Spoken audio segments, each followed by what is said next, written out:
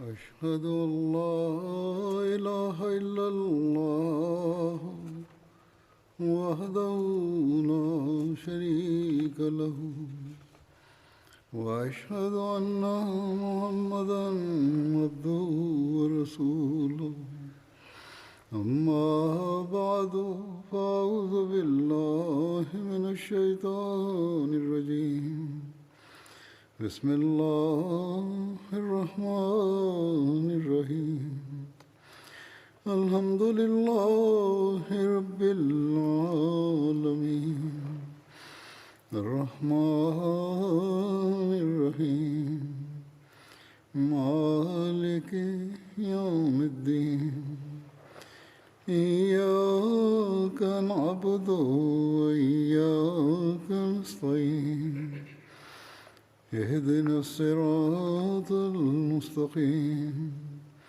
صراط الذين أنعمت عليهم غير المغضوب عليهم ولا الضالين.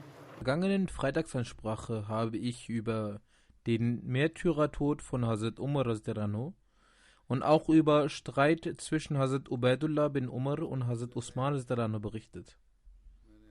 Ich berichtete hierzu eine Überlieferung. Gott weiß, wie weit sie richtig ist und ob dieser Streit stattfand. Wir haben dahingehend weiterhin recherchiert und ich werde diese vorstellen. Es heißt an einer Stelle, dass als Hazrat Ubaidullah bin Umar sich mit Hazrat Usman radiallahu anhu stritt, Hazrat Usman radiallahu anhu noch nicht das Amt des Kalifen innehatte.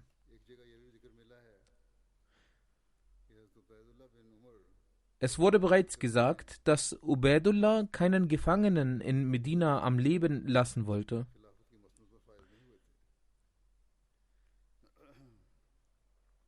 Die ersten Muhajirin versammelten sich gegen ihn, hinderten ihn daran und bedrohten ihn. Er sagte: Ich schwöre bei Allah, ich werde sie gewiss töten, das heißt alle Gefangenen und Sklaven. Er hörte nicht auf die Muhajirin. Amr bin As diskutierte mit ihm, bis Ubaidullah sein Schwert an Amr bin As übergab. Dann kam Saad bin Abi Waqas, um es ihm zu erklären, und Ubaidullah bin Umar stritt sich auch mit ihm. Es wurde bereits gesagt, dass der Streit mit Hazrat Usman radiallahu anhu stattfand und auch die Menschen versuchten, dies zu verhindern. Es wird auch gesagt, als dieses Ereignis stattfand, wurde das Bad von Hazrat Usman radiallahu anhu noch nicht genommen.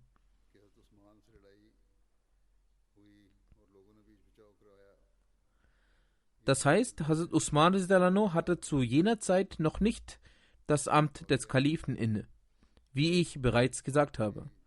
Es gibt auch Anzeichen dafür, dass Ubaidullah auch gefangen genommen wurde, nachdem das Bad von Hazrat Usman radiallahu anhu stattfand und er zum Kalifen gewählt wurde. Dieser Fall wurde Hazrat Usman radiallahu anhu vorgelegt und Amirul Mu'minin sprach zu den Muhajirin und zu den Ansar und sagte: Gebt mir Bericht über diesen Menschen, der Unfrieden im Islam gestiftet hat. Hazrat Ali bin Abi Talib sagte: Es wäre von der Gerechtigkeit weit entfernt, ihn freizulassen. Man müsste ihn töten. Gemeint war Ubaidullah bin Umar. Aber einige Muhajirin sagten, dass dies nicht richtig und angemessen sei. Sie sagten: Gestern wurde Hazrat Umar radiallahu anhu getötet und heute soll sein Sohn getötet werden. Dieser Einwand sorgte dafür, dass alle Anwesenden still wurden. Hazrat Ali radiallahu anhu blieb auch ruhig. Hazrat Usman radiallahu anhu wollte, dass es auch von den Anwesenden einen Vorschlag gibt, damit man eine Lösung dieser schwierigen Situation findet. Hazrat Amr bin As war in dieser Versammlung anwesend und sagte: Allah hat sie davon befreit. Dies war zu jener Zeit, als er noch nicht der Amirul Mu'minin der Muslime war. Da dieses Ereignis nicht in ihrer Ära stattfand, tragen sie keine Verantwortung dafür.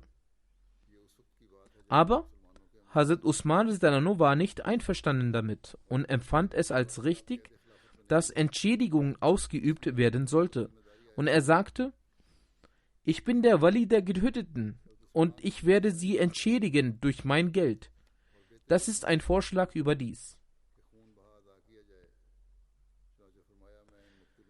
In der Geschichte von Tabari heißt es, dass Hazrat Usman radhiyallahu Hazrat Ubaidullah an den Sohn von Hurmuzan übergab, damit er Rache für seinen Vater üben könnte. Aber der Sohn vergab ihn. Hazrat Muslim Maud hat dies erläutert und wie dieses Problem zu lösen ist und gesagt: Kann ein Muslim bestraft werden wegen des Todes eines Ungläubigen? Diesbezüglich zitierte Hazrat Muslim Maud ein Ereignis, das ich auch in der letzten Freitagsansprache erwähnt habe. Aber das werde ich hier nochmal erläutern. Hazrat Muslim Maud sagte: In Tabari heißt es, dass Hurmazan bin Hurmazan über den Tod seines Vaters schreibt. Hurmazan war ein iranischer Fürst, der ein Sonnenanbeter war, und es wurde ihm vorgeworfen, dass er an den Mord von Hazrat Umar beteiligt war. Hazrat Ubaidullah bin Umar kam in Rage und hat ohne Recherche zu treiben ihn getötet. Der Sohn sagt: Die iranischen Personen haben sich stets in Medina untereinander getroffen, so wie es auch üblich ist, dass, wenn man in ein anderes Land geht, die Heimat zu etwas Besonderem wird. Eines Tages hat sich Feroz, der Mörder von Hazrat Umar mit meinem Vater getroffen. Er hatte ein Dolch bei sich, welches beidseitig spitz war. Der Sohn von Hurmazan erwähnt dies.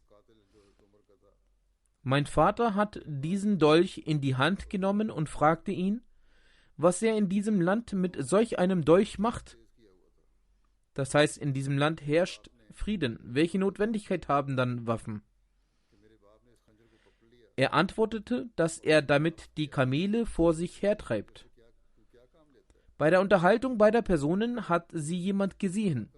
Als dann Hazrat Umar gemartert wurde, sagte diese Person, dass sie selbst gesehen habe, wie Hurmazan den Dolch an Feroz übergeben hat. Hiernach hat der jüngere Sohn von Hazrat Umar Ubaidullah meinen Vater getötet. Als Hazrat Usman Khalif wurde, rief er mich zu sich. Auch hat er Ubaidullah festnehmen lassen und ihn mir übergeben. Er sagte: O mein Sohn, das ist der Mörder deines Vaters. Du hast mehr Recht auf ihn als wir. Gehe und töte ihn. Ich nahm ihn und ging außerhalb der Stadt. Auf dem Weg schlossen sich mir Leute an. Indes hat niemand eine Konfrontation gegen mich ersucht. Sie baten mich nur, ihn freizulassen. All die Muslime ansprechend sagte ich: Ist es mein Recht, ihn zu töten? Alle bejahten dies und sagten, dass es mein Recht sei, ihn zu töten. Sie begannen mit Ubaidullah zu schimpfen, da er eine üble Sache begangen hatte. Dann fragte ich die Menschen: Ist es etwa euer Recht, dass ihr ihn freilasst? Sie sagten: Keinesfalls haben wir das Recht. Sie begannen erneut mit Ubaidullah zu schimpfen, dass er ohne Beweis meinen Vater umgebracht hat. Daraufhin habe ich ihn für Gott und die Menschen freigelassen. Die Muslime haben mich auf ihre Schultern gehoben und bei Gott, ich habe mein Zuhause auf den Schultern der Menschen erreicht. Sie haben mich meine Füße nicht auf den Boden setzen lassen. Durch die Überlieferung ist es bewiesen, dass die Handlungsweise der Gefährten folgende war: Dass sie einen Muslimen, der einen Nicht-Muslim getötet hat, auch mit der Todesstrafe belegen. Des Weiteren wird auch belegt, dass die Instanz, einen Mörder festzunehmen und zu bestrafen, die Regierung ist. Denn durch diese Überlieferung wird ersichtlich, dass Hazrat Usman Ubaidullah hat festnehmen lassen und er ihn an den Sohn von Hurmazan für die Vergeltung übergeben hat. Kein Erbe von Hurmazan hat ihn angeklagt bzw. ihn festgenommen. Hazrat Muslim Maud sagt: Es ist notwendig, hierbei eine Unklarheit bzw. einen Zweifel auszuräumen. Die Frage, dass der Mörder den Erben des Getöteten übergeben werden soll, wie es Hazrat Usman getan hat, oder die Regierung selbst die Strafe vollziehen soll. Man sollte bedenken, dass dies eine untergeordnete Sache ist und der Islam es den Menschen der jeweiligen Zeit überlassen hat. Eine Nation kann gemäß ihrer Zivilisation und ihrem Zustand eine Methode anwenden, die sie als vorteilhaft betrachtet. Es besteht kein Zweifel darin, dass diese beiden Methoden in bestimmten Situationen nutzbringend sind. Nachdem ich dies ausgeführt habe, möchte ich einige weitere Begebenheiten von Hazrat Umar erwähnen. Der Sohn von Hazrat Umar überliefert über die Demut und Bescheidenheit zur Zeit seines Todes. Hazrat Umar sagte zu seinem Sohn: Halte bei meinem Leichentuch das Maß ein. Wenn ich von Allah eine Belohnung empfange, dann wird er mir ein besseres Tuch geben. Und wenn dies nicht der Fall ist, wird er mir dies wegnehmen. Er wird dabei beim Wegnehmen schnell handeln. Ferner sollte auch bei meinem Grab das Maß eingehalten werden. Wenn hierbei Gutes von Allah empfange, dann wird er es so sehr ausweiten, so weit, bis mein Blick reicht. Doch wenn mir etwas anderes widerfahren sollte, dann wird er das Grab für mich verengen, sodass meine Rippen brechen werden. Des Weiteren sollt ihr bei meiner Beerdigung keine Frau mitnehmen und ihr sollt nicht ein solches Lob aussprechen für eine Sache, die nicht der Wahrheit entspricht. Denn Allah kennt mich am besten.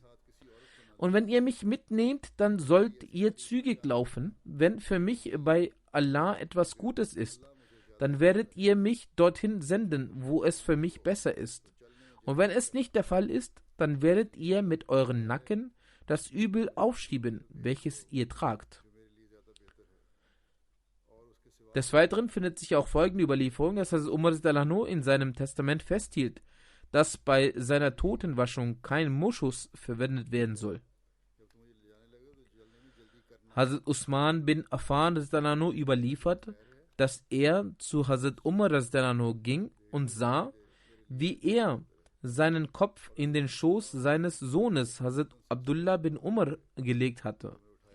Hazrat Umar sagte zu Hazrat Abdullah bin Umar: Lege meinen Kopf auf den Boden ab. Hazrat Abdullah entgegnete: Ob in meinem Schoß oder auf dem Boden, das ist doch dasselbe. Es gibt kaum einen Unterschied. Doch Hazrat Umar wiederholte zum zweiten oder dritten Mal: Gott sei dir gnädig, lege meinen Kopf auf den Boden. Anschließend legte Hazrat Umar seine beiden Beine aufeinander und sagte: Sollte Gott der Erhabene mich nicht verschonen, wäre das ein schreckliches Ende von mir und meiner Mutter. Hazrat Simak Hanafi berichtet, dass er Ibn Abbas sagen hörte, dass er zu Hazrat Umar sagte: Allah hat durch sie neue Städte erschaffen und durch sie haben wir großartige Erfolge gefeiert. Ebenso ist durch sie folgende und folgende Arbeit vonstatten gekommen. Hazrat Umar antwortete darauf: Mein einziger Wunsch ist, dass ich solch eine Erlösung erlange, bei der ich weder Lohn noch eine Last erhalte. Das zeigt, dass Hazrat Umar keinen Hochmut empfand und sich nicht dachte, dass er große Arbeiten getätigt hat und großartige Erfolge in seiner Zeit verzeichnet wurden, sondern er war gottesfürchtig und war stets um sein Ende besorgt. Zaid bin Aslam berichtet von seinem Vater, dass er Hazrat Umar kurz vor seinem Tod sagen hörte: Ihr verdächtigt mich bezüglich des Reichtums, doch ich schwöre bei Gott, mein einziger Wunsch ist es, dass ich auf solch eine Art Lösung finde, dass weder etwas für mich gezahlt werden muss, noch ich selbst eine Belohnung erhalte. Hazrat Muslim Maud sagt hierzu: Hazrat Umar war solch eine Person, die ihr ganzes Leben in der Sorge um die muslimische Gemeinschaft verbrachte. Zu jedem Anlass erbrachte er die großmöglichsten Opfer. Zwar konnten in der Praxis seine Opfer nicht das Niveau der Opfer von Hazrat Abu Bakr erlangen, doch von der Absicht heraus waren sie alle gleich. Als Hazrat Abu Bakr ﷺ verstarb, füllten sich die Augen von Hazrat Umar ﷺ mit Tränen und er sagte: Möge Allah Hazrat Abu Bakr ﷺ segnen. Ich habe einige Male versucht, ihn zu übertreffen, doch ich war nie in der Lage dazu. Als der heilige Prophet ﷺ einmal dazu aufrief, finanzielle Opfer zu erbringen, brachte ich die Hälfte meines Vermögens und dachte, dass ich an dem heutigen Tag Hazrat Abu Bakr übertreffen werde. Doch Hazrat Abu Bakr war schon vor mir beim heiligen Propheten gewesen. Da der heilige Prophet mit Hazrat Abu Bakr verwandt war und auch seine Mentalität kannte, wusste er, dass er zu Hause nichts zurückgelassen haben wird und war daher gerade dabei, Hazrat Abu Bakr zu befragen, was er zu Hause zurückgelassen habe. Hazrat Abu Bakr antwortete darauf, dass er bei sich zu Hause nur den Namen Gottes und seinen Gesandten zurückgelassen hat. Beim Berichten dieses Ereignisses weinte Hazrat Umar inbrünstig und sagte: Auch an jenem Tag konnte ich ihn nicht übertreffen. Hazrat Muslim sagt weiter, dass dies das Niveau ihrer Opferbereitschaft war. Hazrat Abu Bakr spendete auch früher immer. Doch als die besondere Situation es erforderte, brachte er alles, was er besaß, und spendete es. Auf der einen Seite gibt es diese Menschen und auf der anderen Seite gibt es jene, die nicht einmal in der Lage sind, 1/10 aus ihrem Vermögen zu spenden. Als Hazrat Umar am Sterben war, füllten sich seine Augen immer wieder mit Tränen und er sagte: O Gott, ich habe kein Recht auf irgendeine Belohnung. Ich möchte nur von der Strafe bewahrt bleiben. Bezüglich seiner Beerdigung und seinem Totengebet wird berichtet, dass sein Sohn Hazrat Abdullah seine Totenwaschung vornahm. Hazrat Ibn Umar berichtet, dass das Totengebet von Hazrat Umar in der Prophetenmoschee verrichtet wurde und Hazrat Suhaib dieses leitete. Sein Totengebet wurde auf dem Platz zwischen dem Rednerpult des heiligen Propheten und dem seinem Grabhaus verrichtet. Hazrat Jabir berichtet, dass Hazrat Umar von Hazrat Usman bin Affan, Said bin Zaid, Suhaib bin Sinan und Abdullah bin Umar in das Grab getragen wurde. Auch die folgenden Namen wurden in diesem Zusammenhang erwähnt: Hazrat Ali, Hazrat Abdurrahman bin Auf, Hazrat Saad bin Abi Waqas, Hazrat Talha und Zubair bin Al-Awam. Der verheißene Messias sagt: Auch das Begrabenwerden in den Füßen von rechtschaffenen Menschen ist ein Segen. Bezüglich Hazrat Umar wird berichtet, dass er in seiner letzten Krankheit Hazrat Aisha seine Bitte überbringen ließ, dass es ihm gestattet wird, auf dem Platz neben dem heiligen Propheten begraben zu werden. Hazrat Aisha willigte ein und übergab ihm die Stelle. Daraufhin sagte er: Nun gibt es nichts, was ich bedauere, solange ich neben dem heiligen Propheten begraben bin.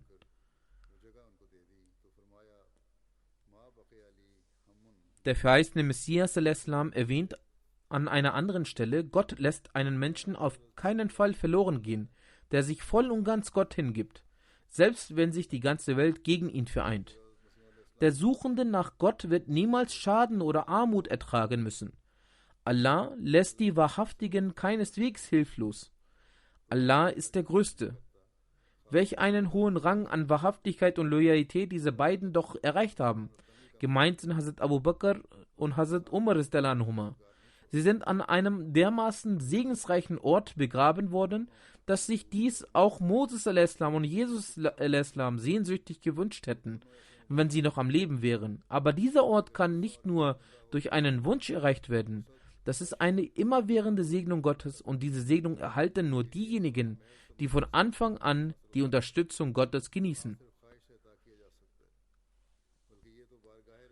Hazrat Muslim Maud berichtet: Als sich der Todestag von Hazrat Umar näherte, äußerte er inbrünstig den Wunsch, neben dem heiligen Propheten begraben zu werden.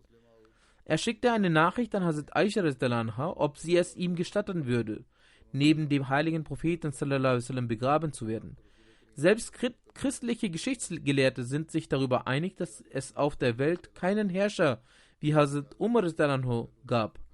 Diese christliche Geschichtsgelehrte beleidigten den heiligen Propheten aber loben Hazrat Umar. Diese Person hat sein ganzes Leben in der Gesellschaft des heiligen Propheten verbracht und sein letzter Wunsch ist es, neben dem heiligen Propheten begraben zu werden. Hätte sich Hazrat Umar radhiyallahu jemals gewünscht, neben den heiligen Propheten sallallahu alaihi wasallam begraben zu werden, wenn auch nur eine Tat des heiligen Propheten sallallahu alaihi wasallam nicht für die Zufriedenheit Gottes gewesen wäre? Es ist der Rang des heiligen Propheten sallallahu alaihi wasallam, durch welchen sich Hazrat Umar radhiyallahu wünschte, neben dem heiligen Propheten sallallahu alaihi wasallam begraben zu werden. Über das Alter von Hazrat Umar radhiyallahu gibt es auch verschiedene Überlieferungen. In den Büchern Tarikh Tabari, Ustul Ghaba, Al-Badaya wa Nihaya, Riyaz Nasara, Tarikhul Khulafa ist das Alter von Hazrat Umar radhiyallahu 53, 55, 57, 59, 61, 63 und 65 erwähnt.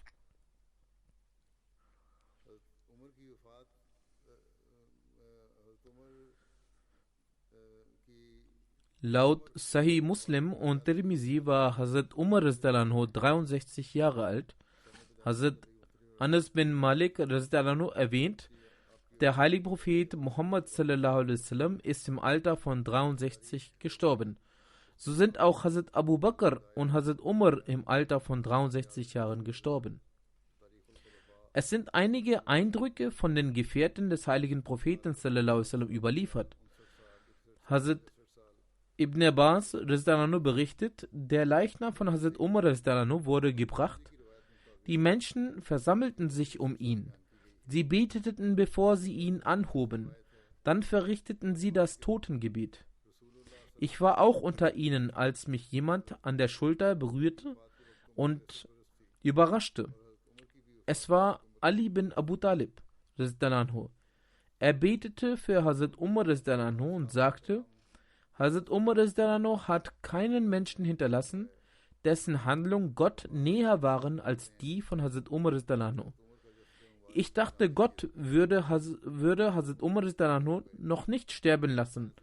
Und ich habe den heiligen Propheten sallallahu alaihi wasallam mehrmals sagen hören, ich und Abu Bakr und Umar gingen, ich und Abu Bakr und Umar traten ein, ich und Abu Bakr und Umar traten aus. Der heilige Prophet Muhammad sallallahu alaihi wasallam benutzte diese Sätze, wenn er eine Begebenheit erzählt. Jafar bin Muhammad berichtet von seinem Vater, als der Leichnam von Hazrat Umar radhiyallahu gewaschen und eingewickelt wurde und der Leichnam auf einem Bett gelegt wurde, stellte sich Hazrat Ali radhiyallahu daneben, lobte ihn und sagte, ich schwöre bei Gott, ich wünsche mir, dass ich mit seinen Taten vor Gott treten könnte. Abu Makhlad überliefert, dass Hazrat Ali ibn Abi Talib gesagt hat, dass der heilige Prophet sallallahu alaihi wasallam noch nicht verstorben war. Da wussten wir bereits, dass nach dem heiligen Propheten sallallahu alaihi wasallam Hazrat Abu Bakr unter uns der edelste ist. Und Hazrat Abu Bakr war noch nicht verstorben. Da wussten wir, dass nach Hazrat Abu Bakr unter uns Hazrat Umar der edelste ist. Zaid bin Wahab berichtet, dass sie sich zu Hazrat Abdullah bin Mas'ud begaben. Während er Hazrat Umar erwähnte, weinte er so stark, dass durch den Tränenfluss sogar Kieselsteine nass wurden. Dann sagte er, dass Hazrat Umar für den Islam wie eine felsenfeste Burg war. Die Menschen traten in ihr ein und gingen nicht mehr raus. Er war eine feste Burg. Die Menschen traten darin ein und gingen nicht mehr hinaus. Als er verstarb, gab es einen Riss in dieser Burg und die Menschen treten nun aus dem Islam aus.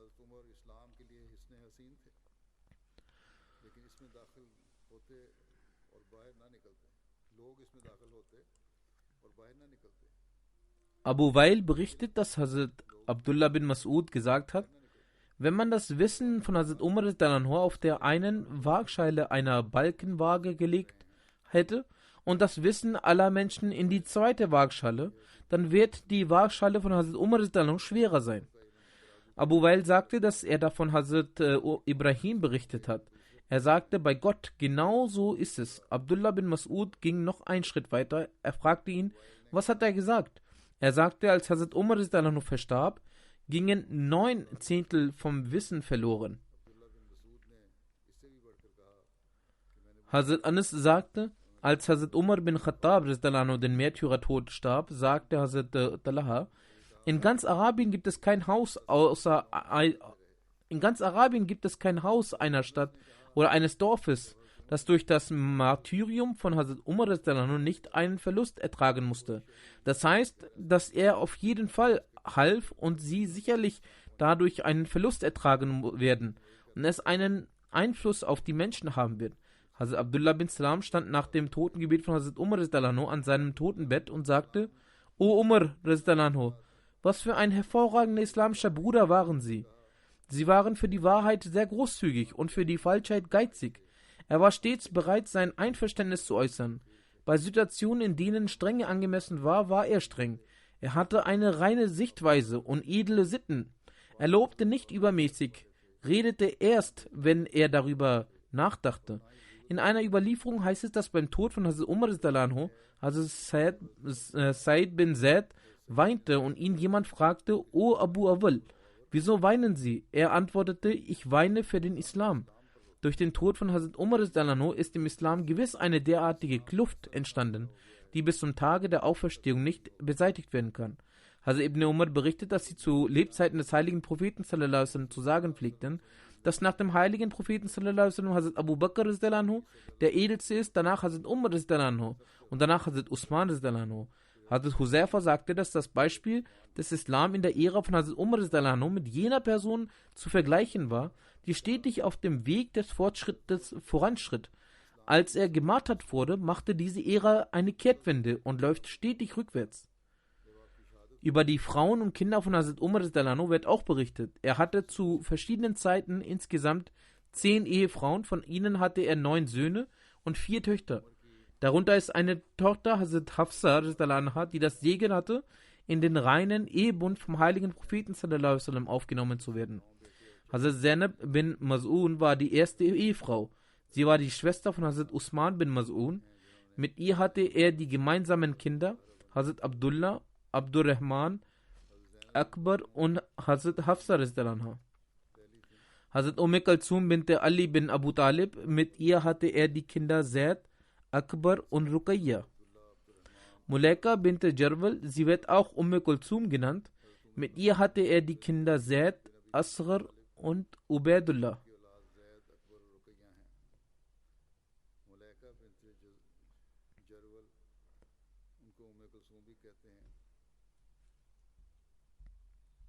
Qurayba bint Abu Umayya Makhzumi, da Mulaika und Qurayba nicht den Islam annahmen, hat Hazrat Umar 6 nach der Hijra sich von ihnen scheiden lassen. Hazrat Jamila bint Sabit, ihr Name war Asia. Der heilige Prophet ließ ihn auf Jamila ändern. Sie war die Schwester des Badri-Gefährten Asim bin Sabit. Mit ihr hatte er das Kind Asim. Mit Rawaiya hatte er das Kind Abdurrahman Awsat.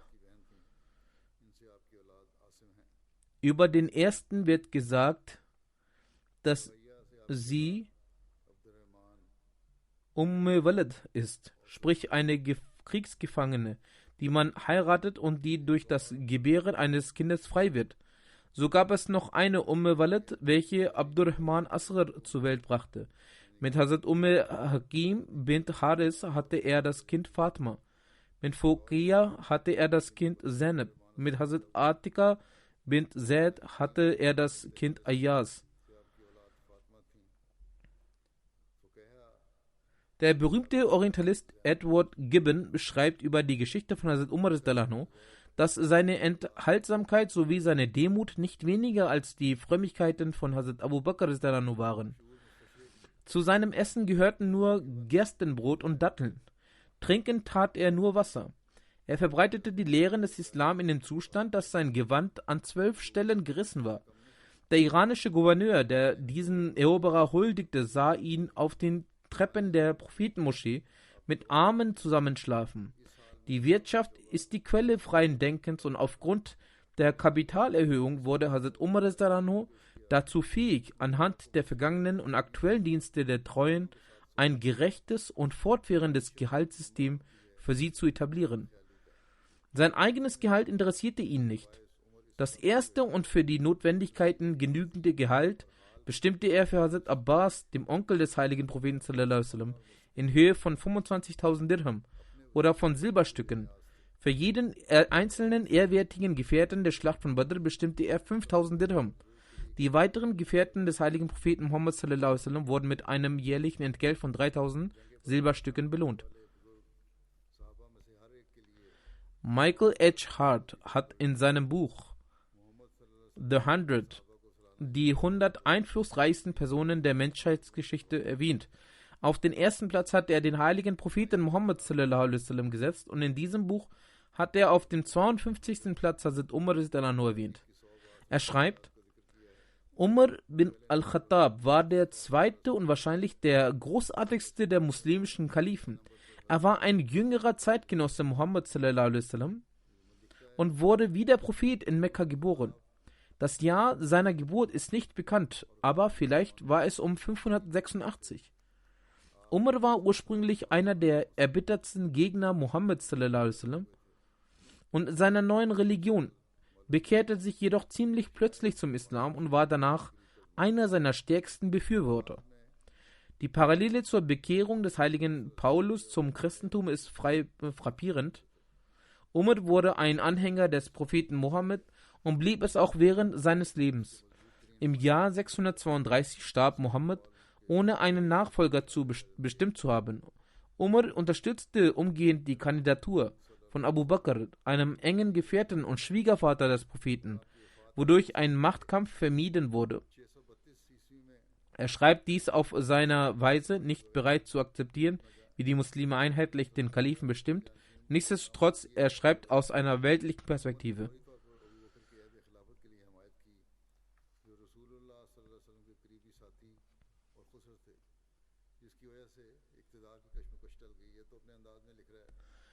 Und Abu Bakr allgemein als erster Kalif, das heißt als Nachfolger Mohammeds, anerkannt werden konnte.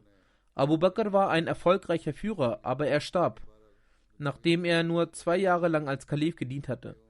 Er hatte jedoch ausdrücklich Umar, der ebenfalls ein Schwiegervater des Propheten war, zu seinem Nachfolger ernannt, sodass auch hier ein Machtkampf vermieden wurde. Auch hier versucht der Autor es aus einer weltlichen Sicht zu schildern. Nichtsdestotrotz lobte er. Umar wurde 634 Kalif und behielt die Macht bis 644. Als er in Medina von einem persischen Sklaven ermordet wurde, auf dem Sterbebett ernannte Umar ein 6-köpfiges Komitee zur Wahl seines Nachfolgers und verhinderte damit erneut einen bewaffneten Kampf um die Macht. Das Komitee wählte Usman den dritten Kalifen, der von 644 bis 656 regierte. Es war die 10-jährige Ära Umars, in welchen den Arabern die wichtigsten Eroberungen gelangen. In der kurzen Zeit seines Khilafats griffen die Araber Syrien und Palästina an,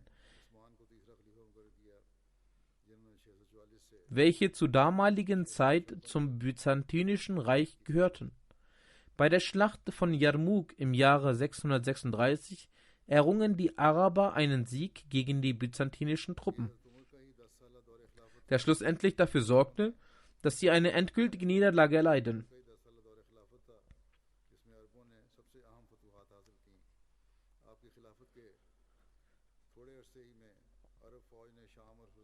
Auch Damaskus wurde im selben Jahr erobert und 2 Jahre später war auch Jerusalem gezwungen, die Waffen niederzulegen. Bis zum Jahr 641 hatten die Araber schon ganz Syrien und Palästina eingenommen. Sie sind bis in die heutige Türkei vorgedrungen. Im Jahre 639 drangen arabische Truppen in Ägypten ein, welches unter dem Byzantinischen Reich stand. Innerhalb von 3 Jahren eroberten die Araber ganz Ägypten. Irak, welches ein Teil des Persischen Reichs war, wurde schon vor dem Khilafat Umars angegriffen. Doch den Wendepunkt brachten die Schlacht von Qadisiyah im Jahre 637, die in der Ära von Hazrat Umar ausgetragen wurde. Bis zum Jahre 641 war der ganze Irak unter der Herrschaft der Araber. Doch nicht genug, die Araber griffen auch das Persische Reich an und in der Schlacht von Nahawand 642 fügten sie dem letzten Herrscher eine entscheidende Niederlage hinzu. Als Umar im Jahre 644 verstarb, war der Großteil von Nordiran unter Kontrolle. Hazrat Umar Rizdalanus Tod ließ den Elan der arabischen Truppen nicht verstummen. Im Osten eroberten sie zügig das Persische Reich und im Westen drangen sie immer weiter in den Norden Afrikas hervor. Er schreibt weiter: So wichtig der Umfang der Eroberungen Umars ist, genauso wichtig ist die Langlebigkeit dieser. Obwohl das iranische Volk den Islam annahm, befreiten sie sich von der Herrschaft der Araber. Doch taten Syrien, Irak und Ägypten das nicht, da sie alle die arabische Kultur annahmen, was bis heute der Fall ist. Ohne Zweifel musste Umar Richtlinien für dieses gigantische Reich festlegen, welches seine Truppen eroberten. Er entschied, dass die Araber in den eroberten Gebieten eine besondere militärische Stellung genießen und sie abseits der lokalen Leute in separaten Unterkünften leben. Die Eroberten mussten die Jizya an die arabischen Eroberer zahlen, ansonsten lebten sie in Frieden und Sicherheit. Des Weiteren trugen sie keine andere Verantwortung. Die Besonderheit war, dass sie nicht zum Islam gezwungen wurden. Die oben erwähnten Tatsachen bezeugen, dass die Kriege der Araber keine heiligen Kriege waren, sondern nationaler Natur waren. Doch der religiöse Aspekt war nicht vollkommen außen vor. Die Erfolge Umars sind beeindruckend. Nach dem heiligen Propheten sallallahu alaihi wasallam war er die Schlüsselfigur für die Verbreitung des Islam. Ohne seine rasanten Eroberungen wäre es vielleicht unmöglich, dass der Islam sich so weit verbreitet, wie er es heute ist. Des Weiteren sind die von Hazrat Umar eroberten Gebiete bis heute arabisch. Ohne Zweifel gebührt die meiste Ehre für die Erfolge dem heiligen Propheten sallallahu alaihi wasallam, der Urheber von allem war. Doch macht man einen Fehler, wenn man die Rolle Hazrat Umar hierbei ignoriert.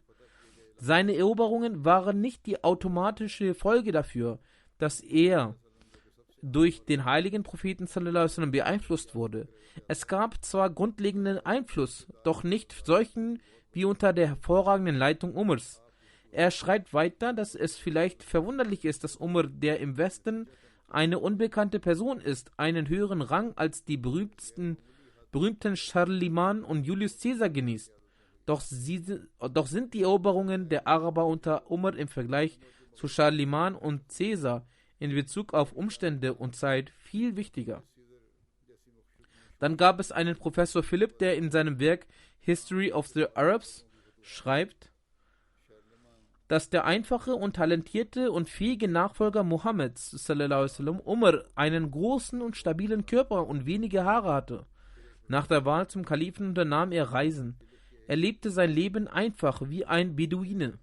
In Wahrheit wird Umar, dessen Name in den Überlieferungen der Muslime nach dem heiligen Propheten Muhammad sallallahu alaihi wasallam der größte war, von den muslimischen Historikern als Beispiel für Gottesfurcht, Gerechtigkeit und Schlichtheit gegeben und diese als besondere Eigenschaft angegeben, die in einem Kalifen vorhanden sein müssen. Dann schreibt er, sein hoher Charakter war für alle lebendigen Nachfolger ein Beispiel, das zu befolgen war. Es wird gesagt, dass er nur ein Hemd und einen Umhang hatte, und auf beiden waren die Flecken genauestens zu sehen. Er schlief auf dem Bett von Blättern der Dattelpalme, er hegte keine anderen Gedanken als über die Stärke des Glaubens, die Hoheit der Gerechtigkeit, den Fortschritt der Araber und des Islam und seiner Unversehrtheit.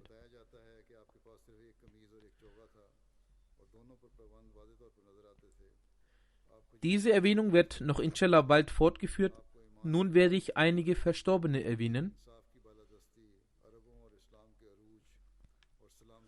Die erste Erwähnung ist von Masuda Asfa Begum Sahiba, welche die Ehefrau von Dr. Mirza Mubashir Ahmad Sahib, Sohn von Hazrat Mirza Bashir Ahmad Sahib war. Erst kürzlich ist sie im Alter von 92 Jahren verstorben. Wahrlich, wir sind Allahs und zu ihm kehren wir heim. Sie war die Enkelin des verheißenen Messias und die jüngste Tochter von Hazrat Nawab Mubaraka Begum Sahiba und Hazrat Nawab Muhammad Ali Khan Sahib. Sie war die Schwiegertochter von Hazrat Mirza Bashir Ahmad Sahib. Durch die Gnade Allahs war sie Musir. Unter den Hinterbliebenen waren ein Sohn und 4 Töchter. Sein Sohn Tariq Akbar sagt: Meine Mutter war immer der Jamaat und dem Kalifen der Zeit treu gewesen. Immer versuchte sie der Jamaat zu dienen und die Pflicht des Wazir zu erfüllen. Sie hat in ihrem Leben den Anteil ihres Wazirs bereits gezahlt, des Hissa Jadat. Jedes Jahr entrichtete sie das Janda der Verstorbenen. Sie half versteckt und auf verborgener Weise den bedürftigen Menschen. Über die Angestellten sagte sie immer: Diese sind wie deine Geschwister, passe auf diese auf. Sie versuchte sich immer in der Verwandtschaft gut einzubringen und sie versuchte, dass keiner ihretwegen Leid erfahre. Sie verrichtete stets die Gebete. Sie war eine Frau, die die Rechte Allahs und die Rechte der Mitmenschen stets erbrachte. Dann sagte ihre Schwiegertochter Naima Sahiba: Als in Amerika unser Haus fertig gebaut wurde, so sagten sie dann, bevor Sachen in das Haus gebracht werden, sollt ihr in jedem Zimmer und Winkel des Hauses Nawafil-Gebete verrichten. Dann sagt sie zu mir, nach dem Tod ihrer Mutter: Denke niemals, dass du nun ohne Mutter bist. Ich bin deine Mutter und in der Tat, ihre liebevolle und für andere betenden Persönlichkeiten hat mir mehr Liebe als ihre andere Töchter gegeben. Dann hat sie immer diesen Rat gegeben: Breche niemals den Kontakt zum Khilafat. Ich war mit ihr auf verschiedene Art verwandt. Da sie Schwester meiner Großmutter war, von der zweiten Mutter, so wurde sie auch Großmutter genannt und sie war auch die Tante mütterlicherseits und auch väterlicherseits in der Verwandtschaft. Aber sie sagt, trotz all diesen Beziehungen bin ich dem Kalifen der Zeit ergeben.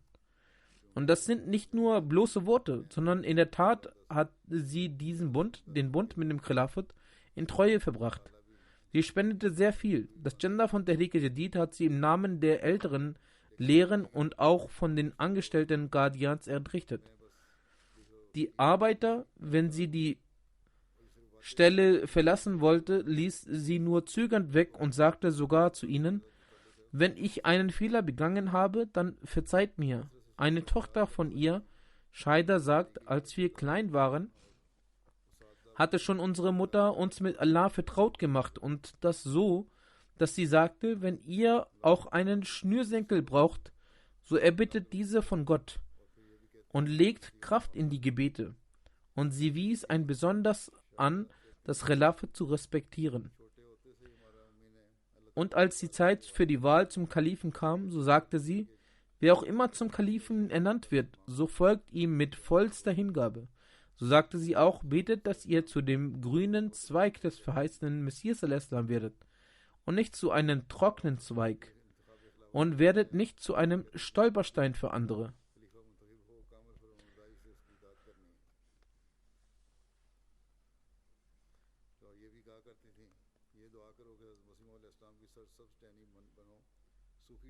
Dann sagt ihre Tochter Nusrat Jahan: Sie hat schon seit der Erziehung unserer Kinder diese Sache vor ihren Augen gehabt.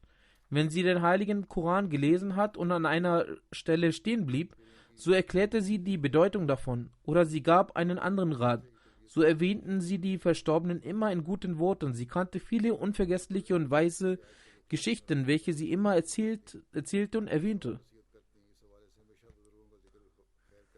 Sadr Sahiba Lajna Lahore,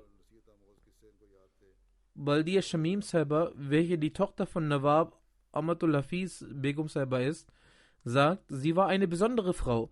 Wann immer sie zum Janda motiviert wurde, so war sie immer davon überzeugt und sie zahlte das Janda mit Gewissen.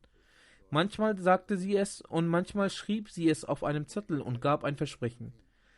Und sie entrichtete eine große Summe für das Gender. Und sie sagte auch, man solle es nirgends erwähnen. Sie war eine sehr einfache Frau. Sie war in ihren privaten Angelegenheiten sehr simpel. Einige Personen haben sie sogar für geizig gehalten, aber sie selbst lebt einfach. Aber im Spenden und im Almosen hatte sie eine sehr offene Hand. Sie sagte, einmal habe ich für die Moschee in meiner Region um Spenden gebeten. Dann wurde sie erwähnt. So hat sie dann eine große Summe, etwa 10 Millionen Rupien für das Gender geschickt.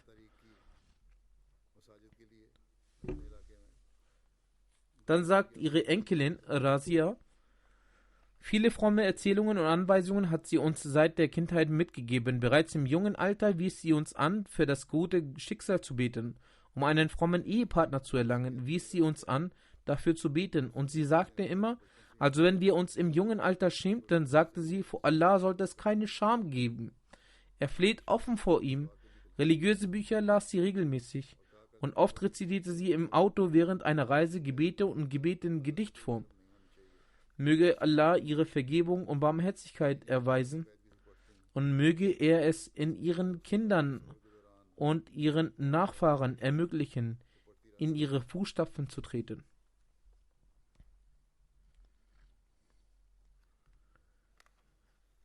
Die zweite Erwähnung ist von der ehrenwerten Schwester Clara, die Frau von Herrn Roland Sensebayev Sahib, ehemaliger nationaler Vorsitzender der Jamaat Kasachstan.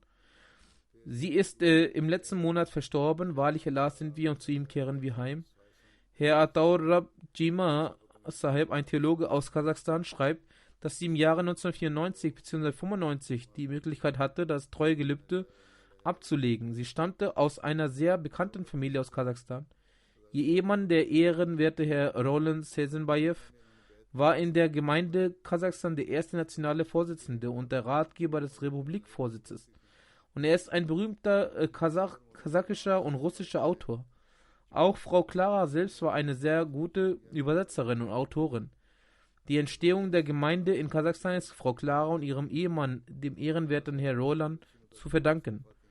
Die ehrenwerte Frau Clara hat auch eine Übersetzung des Korans in der kasachischen Sprache verfasst, welches zwar nicht veröffentlicht werden konnte, jedoch konnte dadurch die ausgeprägte Liebe zur Jamaat erkannt werden und ihren Wunsch, dass die Ahmadiyyat in Kasachstan Fortschritte erlangt.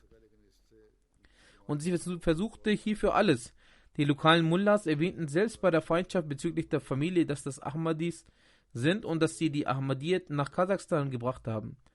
Die Tochter der verstorbenen Frau Clara, Frau Mahraba Zazin, schreibt, dass sie eine gute Übersetzerin war. Sie hatte einen sehr robusten und starken Charakter. Sie hatte einen reinen und wundervollen Charakter. Sie war 1955 einer der Gründungsmitglieder von Londons Außenrepräsentation von Kasachstan, dem House of Abbey. Sie hat bereits in London das Buch Kasachstan geschrieben und schon da hat sie mit der Gemeinde Kontakt aufgenommen und die Möglichkeit gehabt, an der Hand von Hazrat Khalifatul Masih Rabi das Bett abzulegen. Sie sagt, dass sie nicht nur für ihre Kinder eine Mutter war, sondern auch für all jene, die zu ihr kamen, um Hilfe oder eine gute Nachricht zu bekommen, hatte sie den Rang einer Mutter. Herr Nurum Taiwek Sahib sagt, für alle jungen Ahmadis der Gemeinde und für gewöhnlich auch für alle anderen Ahmadis aus Kasachstan war sie eine Mutter. Weiter sagt er, ich habe in den 10 Jahren von Frau Clara die Zeit gesehen, in der sie in den ersten 3 Jahren mit Fleiß und Mut fast schon wie ein Berg für die Verteidigung und die Aufgaben der Gemeinde beschäftigt war. Aufgrund ihres Alters, Gesundheit und die verschiedenen Vorbereitungen für die Bücher wurde sie beschäftigt, aber vom Herzen wollte sie stets, dass sie mehr und mehr für die Gemeinde tut und aufrichtig zum Khilafat und der Gemeinde stand. Dann sagte er, Herr Roland und Frau Clara werden in Kasachstan seit einer langen Zeit als das Ideal für Loyalität zum Land und der Fortschritt der Nation angesehen. Der größte Teil von Herr Rolands Erfolgen ist Frau Clara zu verdanken, die für die Gemeinde von Kasachstan nicht nur eine Sadr Sahib war, sondern auch die Lehrerin des ersten Amir von Kasachstan war. Er sagt, ich weiß noch, wie sie von 1996 bis 1999 und auch danach in einer hervorragenden Art und Weise im Mission House wöchentlich eine Sitzung abhielt, die Anwesenheit von Lajna aufrecht erhielt, in der die Lajna Murabbi Sahib verschiedene Fragen stellten und diese ihnen im Anschluss beantwortet wurden. Fortlaufend sagt er, dass die Übersetzung der Literatur der Gemeinde niemand besser kann als Frau Clara. Frau Clara war unter den Älteren der Gemeinde die beste, die eine Möglichkeit für die spirituelle Weiterbildung der jungen Ahmadis der Gemeinde war. Sie prägte die Werte der Gemeinde in sich, also den wahren Geist des Islam.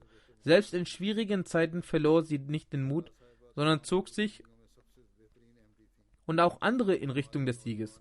Möge Allah, der Allmächtige, ihr Gnade und Barmherzigkeit erweisen und ihre Versuchung, die Ahmadiyya in Kasachstan zu verbreiten, erfüllen und ihre Gebete auch erhöhen. Die nächste Erwähnung ist vom Oberleutnant Herrn Abdul Rashid, welcher letzten Monat verstarb. Wahrlich, Allah sind wir und zu ihm kehren wir heim. Durch Allahs Gnade war er Musi. Sein Sohn Farooq sagt, der Name seines Vaters war Babu Sheikh Abdul Aziz, welcher ein Sekretär des Ortes war. Und sein Onkel war Herr Farzand Ali Khan, welchen Hazrat Muslim zum ersten Amir der Gemeinde Lahore der Geschichte machte. Sein Vater hatte in seiner Jugend selbst auf den Händen Hazrat Muslim das Bett abgelegt. Er sagt, Herr Rashid war das einzige Kind seiner Eltern. Sein Vater hatte zuvor geheiratet. Da er Ahmadiyyat akzeptierte, verließ ihn seine Frau mit ihren Töchtern. Dann heiratete er ein zweites Mal. Dadurch wurde Herr Rashid geboren. Aber er sagt, er war seinen Eltern gegenüber sehr gehorsam. Er diente ihnen stets und hörte auf alles, was sie sagten. Bis zur Teilung Indiens bildete sich Vater in Qadian weiter. Dann sagte er, während der Teilung reiste er mitsamt vielen weiteren Karawanen von Qadian nach Lahore. Und dann siedelte er sich mitsamt den anfänglichen Familien mit seinen Eltern in Rabwa ein. Um 1954 erhielt er den Dienst bei der Luftstreitkraft und war in verschiedenen Luftstützpunkten angestellt. Wo auch immer er blieb, erwähnte er oft die Ahmadiyyat. Auch in Libyen, wohin er von der pakistanischen Regierung für einen Auslandseinsatz geschickt wurde, obwohl in seinem Lebenslauf stand, dass er Qadiani war, aber der Offizier schickte ihn trotzdem, da er keinen anderen Soldaten wie ihn finden konnte.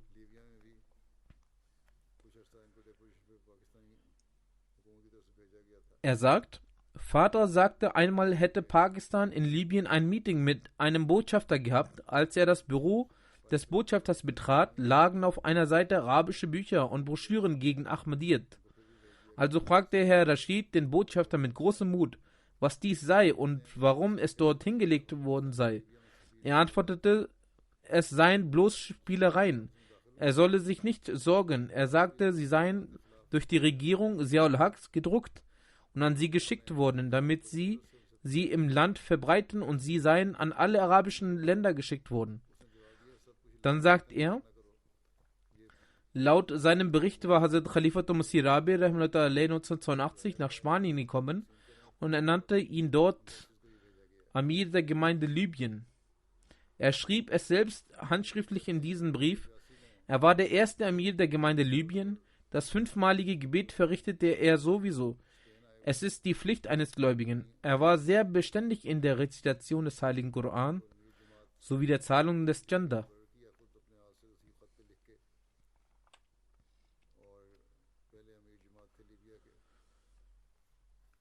Vor seinem Tod hatte er sein Hissa Ahmed abbezahlt. Auch das Chanda des Waqf Jadid und des Tariq Jadid zahlte er sowohl für sich selbst als auch für andere. Er sagt, er pflegte diese Geschichten von Hazrat Khalifatul Masih Sani zu erzählen, dass der Sohn schreibt, dass er sie ihm erzählte, dass Hazrat Khalifatul Masih Sani ihn in den ersten Tagen Rabwas zu einer Angelegenheit herbeirief. Es waren heiße Tage. Er sagt, als Vater den Raum betrat, lag Hazur auf einer Matte, und als er sich erhob, befanden sich Abdrücke der Matte auf dem Körper Hazurs.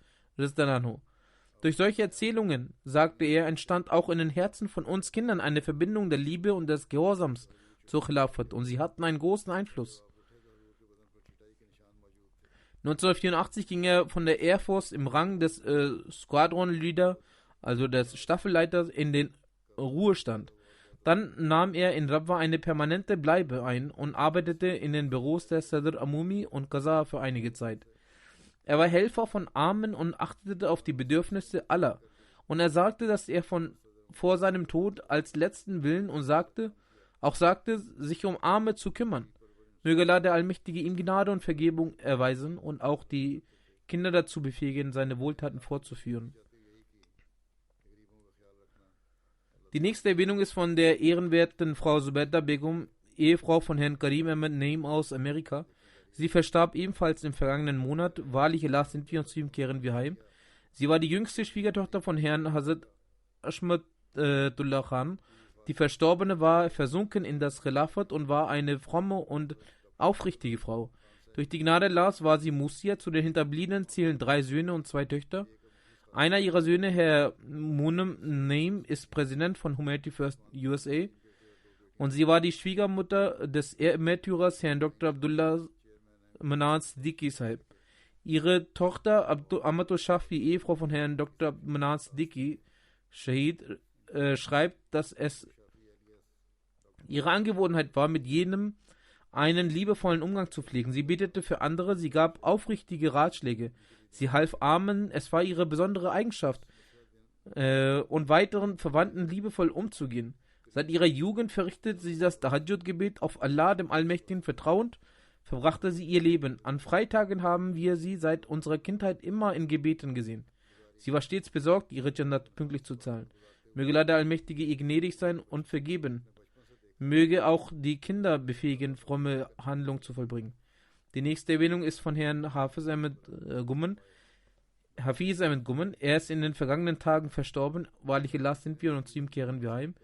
Er hatte ein besonderes Interesse, die Übersetzung des Heiligen Koran und dessen Interpretation zu lesen. Genauso hat er alle Bücher des verheißenen Messias al-Islam gelesen. In Rabwa erhielt er auch die Möglichkeit zu religiösen Diensten. Er war sehr pünktlich, gastfreundlich, liebevoll mit Kindern, ein sehr bescheidener und fleißiger Mensch. Auf seiner Zunge war stets das Gedenken Allahs. Sein Mitgefühl zur Schöpfung war sehr ausgeprägt. Er nahm auch Leid auf sich, um andere Erleichterung zu bringen. Der Verstorbene war mit der Gnade Allahs Musi. Zu den Hinterbliebenen gehören außer der Ehefrau 3 Söhne und 3 Töchter. Einer seiner Schwiegersöhne, Herr Kashif Hamid Bajwa, ist auch hier in unserem Büro des Privatsekretärs als Murabbi tätig. Seine Tochter Ahmadul Qudus sagt, er war durch und durch mit Demut und Bescheidenheit erfüllt.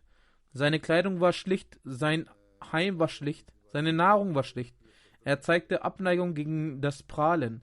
Er dachte stets daran, Armen zu helfen. Trotz finanziellen Möglichkeiten gab es für sich wenig aus und gab mehr für die Armen aus. Möge Allah der Allmächtige auch mit ihm Gnade und Vergebung walten und seinen Kindern auch ermöglichen, seine frommen Handlungen fortzuführen.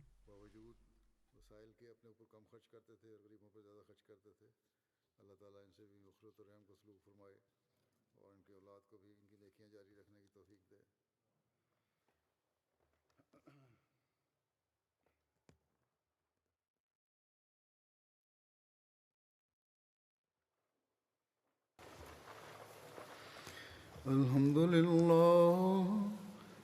لله نحمده ونستعينه ونستغفره ونؤمن به ونتوكل عليه ونعوذ بالله من شرور أنفسنا ومن سيئات أعمالنا من يهده الله فلا مضل له ومن يضلل فلا هادي له ونشهد أن لا إله إلا الله ونشهد أن محمدا عبده ورسوله عباد الله رحمكم الله إن الله يأمر بالعدل والإحسان وإيتاء ذي القربى وينهى عن الفحشاء والمنكر والبغي يعظكم لعلكم تذكرون اذكروا الله يذكركم وادعوه يستجب لكم ولذكر الله أكبر.